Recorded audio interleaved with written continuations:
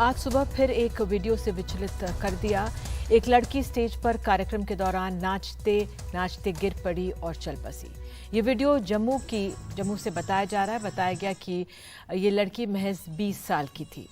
परेशानी की बात यह है कि सोशल मीडिया में ऐसे वीडियो अब आए दिन आ रहे हैं।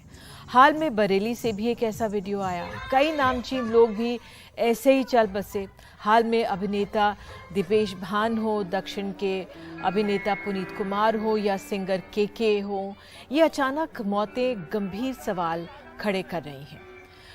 तो मुंबई में हार्ट अटैक से हर दिन 100 मौतें हो रही हैं। एक आरटीआई पर बीएमसी का जवाब में ये पता चला, पिछले साल जनवरी से जून तक 17,880 ऐसी मौतें हुई, यानी हर दिन तकरीबन 100 मौतें हुई हैं लोगों की। 2021 में हार्ट अटैक के मामलों में 6 गुना इजाफा हुआ है।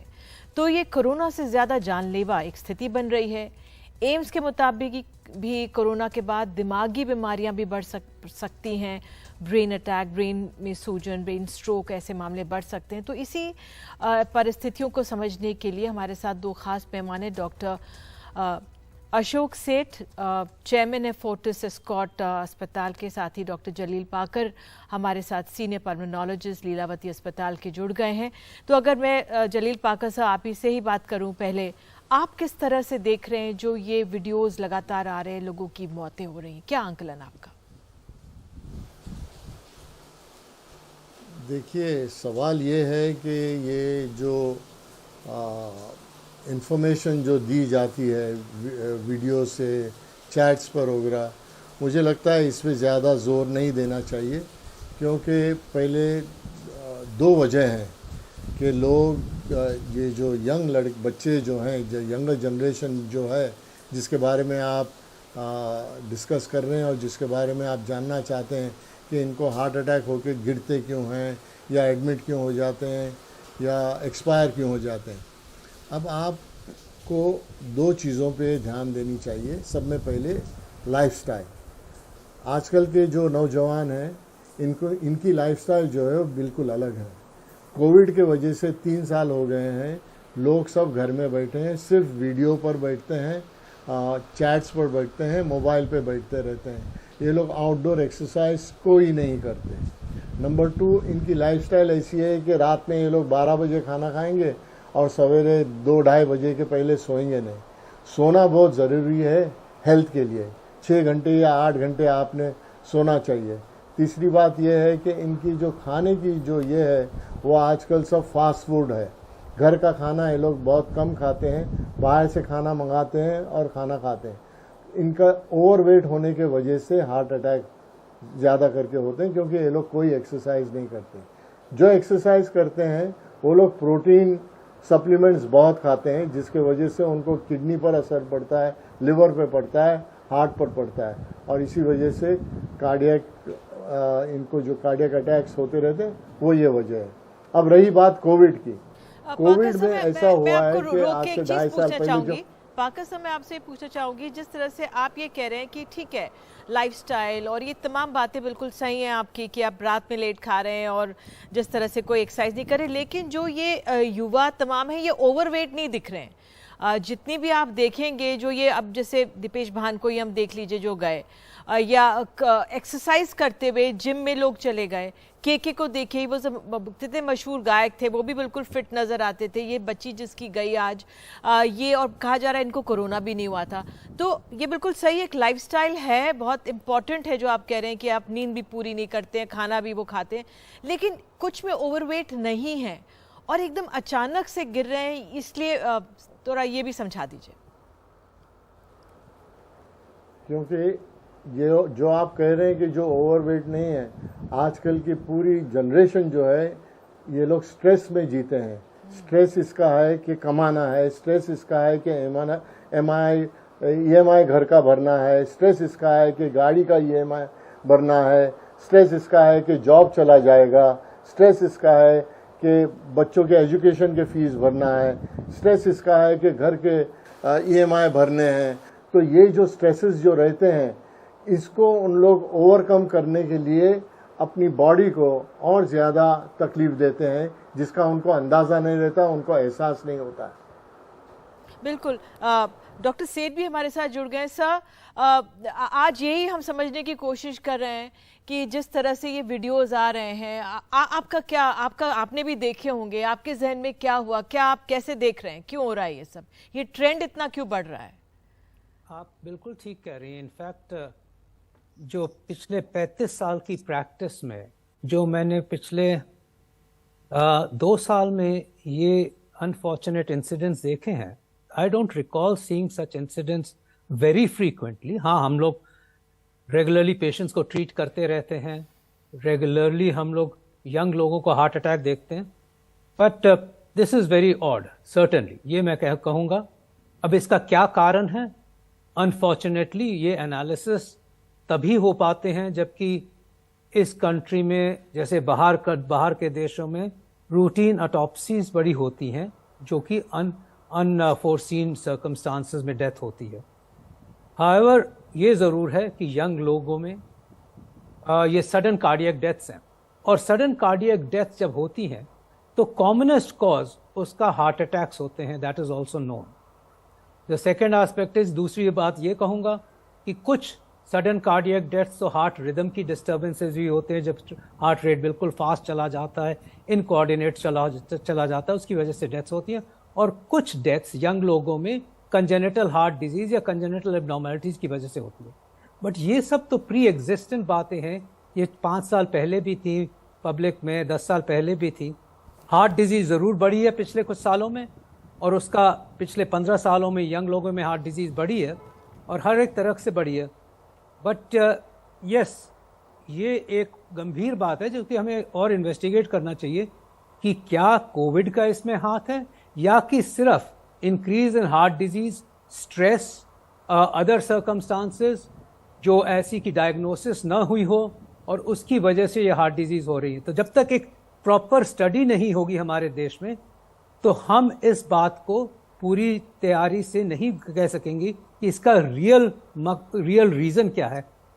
हार्ट अटैक रियली मल्टीफैक्टोरियल होते हैं, ये हमें पता है कि हिंदुस्तान में जो कैपिटल हार्ट अटैक्स का इसलिए माना जाता है कि वर्ल्ड के 50% हार्ट अटैक्स हिंदुस्तान में होते हैं, क्योंकि डायबिटीज़ भी ज़्यादा है, हाइपरटेंशन भी ज़्यादा है, स्मोकिंग भी ज़्यादा है, स्ट्रेस भी ज़्यादा है, और बाहर का खाना और इनएक्टिविटी भी कम हो गई है, एक्टिविटी कम हो गई है यंग लोगों में। साथ में पॉल्यूशन भी बहुत हो गया, जिसकी वजह से हमें पता है कि उससे भी क्लॉट्स बनते हैं, उससे भी हार्ट अटैक्स होते हैं। बट क्या कोविड भी इसमें कोई इसका एक मल्टीफैक्टोरियल का पार्ट है जिसकी वजह से ये हो रहा है? इसमें सर्टेनली बाहर में इन्वेस्टिगेशंस हुई हैं, उनमें देखा गया है कि over a period of year tendency heart attack की बढ़ जाती है कोविड से। हिंदुस्तान में हमें इस पे और रिसर्च करनी चाहिए। बिल्कुल, और रिसर्च करनी होगी, क्योंकि ये भी एक सवाल आ रहा था कि क्या ये वैक्सीनेशन या बूस्टर के बाद हो। I don't want to jump the gun, क्योंकि इसमें थोड़ा समय लगेगा इस पे रिसर्च करने के लिए, लेकिन सर ऐसे में करे क्या?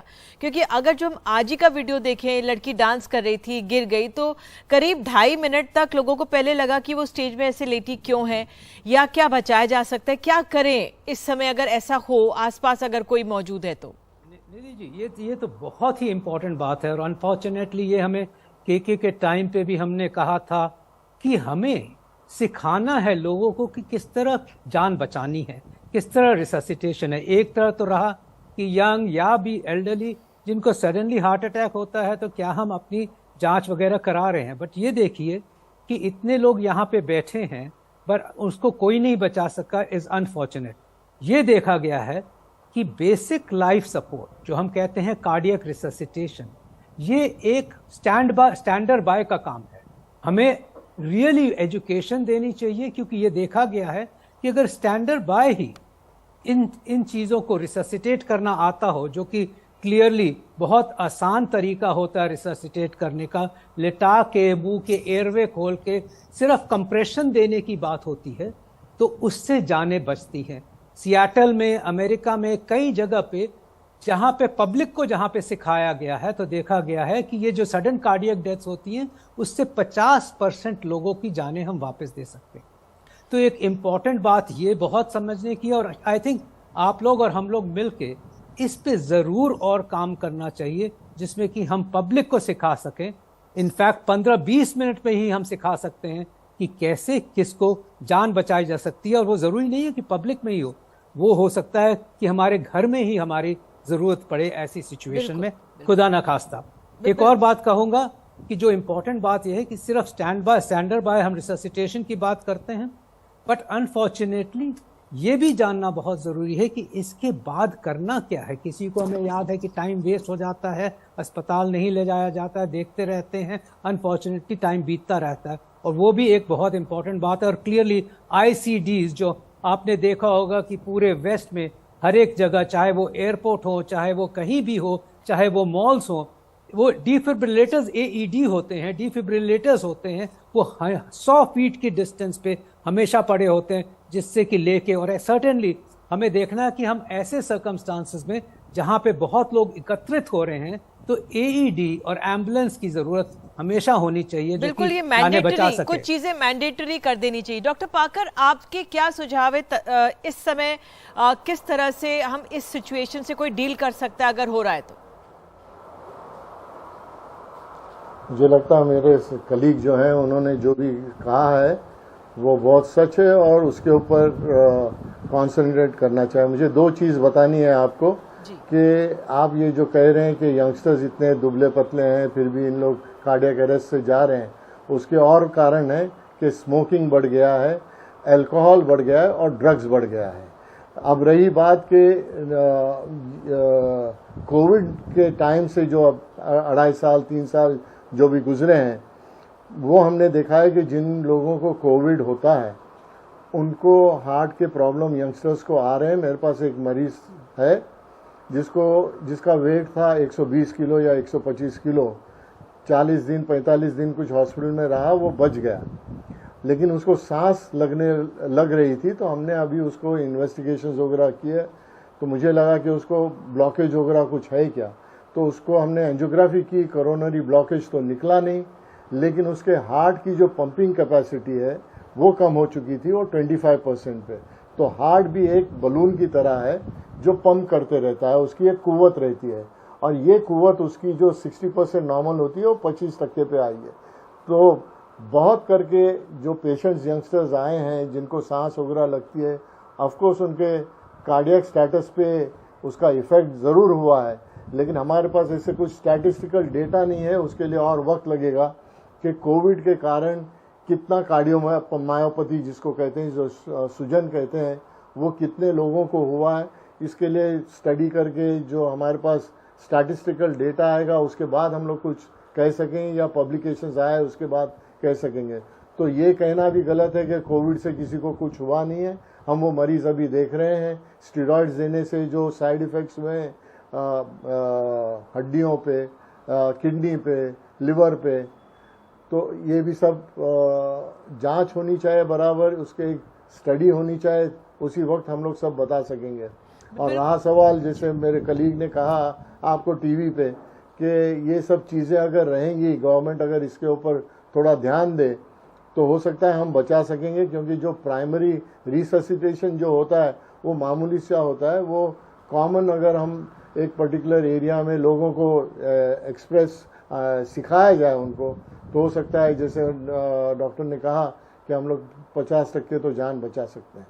नहीं, बिल्कुल, ये आप दोनों जुड़े और आपने अपनी बात सामने रखी, हमारे दर्शकों को इससे बहुत फ़ायदा पहुंचेगा। और वाकई कोई भी अगर आयोजन हो रहा है वहाँ पे मेडिकल एड, किस तरह से CPR देना, ये सब अब मैंडेटरी हो जाना चाहिए। स्कूलों में बच्चों को हमें सिखाना चाहिए, कॉलेजेस में सिखाना चाहिए। बहुत अहम है कि हम एक तरह से फर्स्ट एड दे सकें और किसी की जान से बच सके। आप दोनों जुड़े, इसके लिए बहुत बहुत धन्यवाद।